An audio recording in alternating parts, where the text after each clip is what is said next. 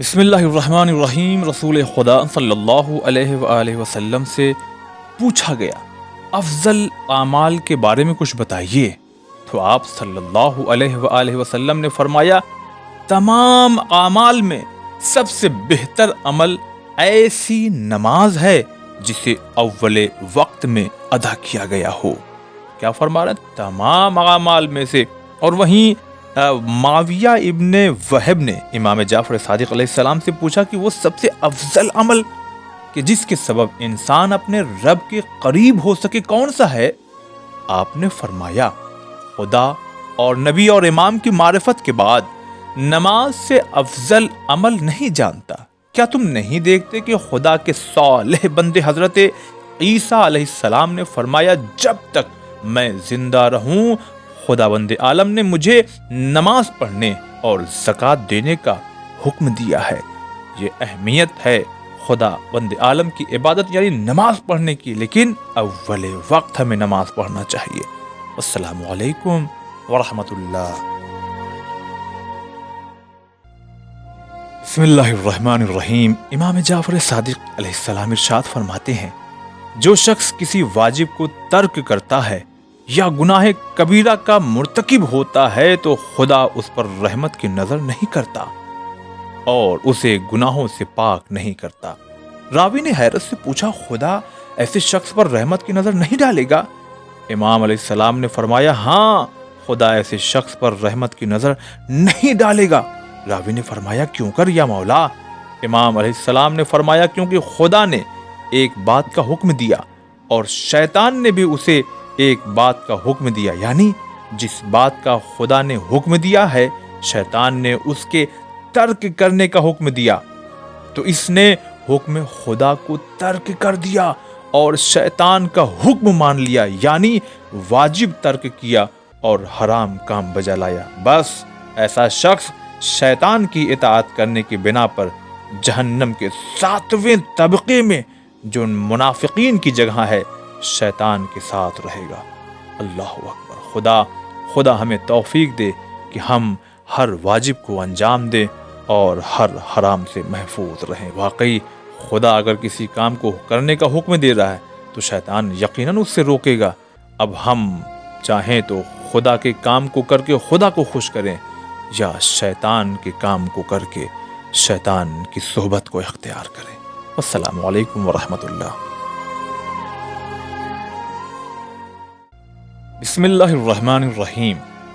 کبھی کبھی ہو سکتا ہے آپ میں سے کچھ لوگوں نے خیمہ لگایا ہو، اور اگر نہیں لگایا ہو تو کہیں نہ کہیں آپ نے دیکھا ہوگا کہ بیچ میں ایک سیدھی لکڑی کھڑی کی جاتی ہے، پھر خیمہ لگایا جاتا ہے، یعنی وہ کپڑا کہ جس کے چاروں طرف کیلیں گاڑ دی جاتی ہے اور رسیوں سے باندھا جاتا ہے۔ لیکن جیسے ہی یہ سیدھی لکڑی جو بالکل بیچوں بیچ ہوتی درمیان میں اگر یہ ٹوٹ جائے، یہ ہٹ جائے تو پورا خیمہ زمین سے مل جاتا ہے، یعنی اب خیمہ نہیں رہ جائے گا۔ وہی امام محمد باقر علیہ السلام فرما رہے ہیں نماز دین کا ستون ہے، پلر ہے۔ نماز خیمے کے درمیانی لکڑی کے مانند ہے کہ جب تک وہ قائم ہے خیمے کی رسیاں اور کیلیں جمی رہیں گی، اور جیسے ہی وہ لکڑی اگر ہٹ گئی تو کیلیں بھی اور رسیاں بھی اپنی جگہ چھوڑ دیں گی۔ لہٰذا اب یہیں سے اندازہ لگائیے، ہم ستون کیا ہے؟ نماز۔ پلر کیا ہے؟ نماز ہے۔ ہم نماز تو نہیں پڑھ رہے ہیں، مگر یہ والا نیک کام، وہ والا نیک کام، یہ والا نیک کام، وہ والا عمل، یہ والا عمل، وہ کرنا، یہ تمام چیزیں کر رہے ہیں، مگر جو مین پلر ہے اس پر ہی ہماری توجہ نہیں ہے، تو ہمارے اعمال کیسے ہوں گے؟ اس حدیث سے اندازہ ہم لگا سکتے ہیں کہ دین کا ستون ہے نماز، پلر ہے نماز۔ لہذا ہمیں نماز پر بہت زیادہ توجہ دینی چاہیے۔ یہ وہ نماز ہے کہ جسے ائمہ علیہ الصلوۃ والسلام نے سختیوں میں بھی پڑھ کر کے ہمیں پیغام دیا ہے کہ تم آسانیوں میں کیسے بھول جاتے ہو اس نماز کو۔ خدا کی عبادت کا بہترین یہ عمل ہے کہ جس سے ہم خدا کے محبوب بن سکتے ہیں۔ لہذا ہمیں نماز کو اول وقت پڑھتے رہنا چاہیے۔ والسلام علیکم ورحمۃ اللہ۔ بسم اللہ الرحمن الرحیم۔ نہج البلاغہ کلمات قصار کے 2 کلمے ہم آپ کی خدمت میں آج پیش کرتے ہیں، بہت ہی توجہ سے سنیے، کہ جس میں امام علی علیہ السلام ارشاد فرماتے ہیں، تھوڑا دینے سے شرماؤ نہیں، کیونکہ خالی ہاتھ پھیرنا تو اس سے بھی گری ہوئی بات ہے۔ یعنی دیکھیے اکثر ایسا ہوتا ہے، ارے میرے پاس تھوڑا سا ہم کیسے دیں، یعنی ہمیں شرم آ رہی ہے۔ نہیں، امام فرما رہے ہیں کہ بھائی نہ دینے سے، جو ہم لوگ اکثر کہا کرتے ہیں، نہ دینے سے بہتر ہے کہ کچھ تو دے دیا جائے، لہذا ہمیں تھوڑا دینے میں شرم نہیں کرنی چاہیے۔ اور ایک جگہ امام علی علیہ السلام یہ بھی ارشاد فرماتے ہیں کہ اگر حسب منشا تمہارا کام نہ بن سکے تو پھر جس حالت میں ہو مگن رہو، خوش رہو، مطمئن رہو۔ یعنی کبھی کبھی ایسا ہوتا ہے کہ ہم جو کام کرنا چاہتے ہیں، جس طرح سے کرنا چاہتے ہیں، جس وقت کرنا چاہتے ہیں، یا بہت سی ایسی چیزیں ہیں ہم چاہ تو رہے ہیں مگر وہ نہیں ہو پایا، اب ہم ٹینشن میں پڑے ہوئے ہیں، کبھی ٹینشن کی وجہ سے بیمار ہو رہے ہیں، کبھی کسی پہ غصہ اتر رہا ہے، کبھی کچھ ہو رہا ہے۔ نہیں، امام فرما رہے ہیں اگر تمہاری جو حسب منشا، یعنی جو تمہاری منشا تھی، جو تمہاری کوشش تھی، جو تمہاری چاہت تھی، اس کے مطابق اگر کام نہیں ہو سکا ہے تو بہت زیادہ یعنی پریشان مت ہو، خوش رہو، مگن رہو۔ اس سے کیا ہوگا؟ انسان ٹینشن سے دور رہے گا۔ لہٰذا یہ 2 کلمے امام کے ضرور ہیں، لیکن اگر اس پہ غور کیا جائے تو ہمیں بہت کچھ جاننے کو ملے گا۔ السلام علیکم ورحمۃ اللہ۔